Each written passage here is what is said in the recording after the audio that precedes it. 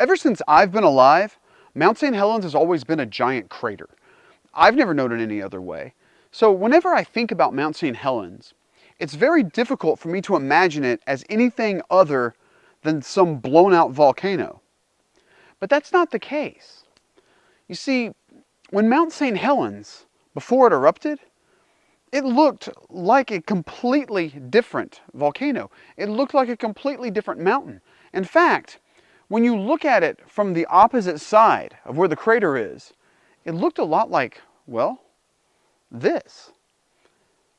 The other side of Mount St. Helens, the side that faces Portland, Oregon, looks a lot more like the opposite side used to look. So, just to sort of put it into context, it was an area surrounded by lush forest, an area with logging and lots of industry, an area that looked completely different to anything that we have known since 1980.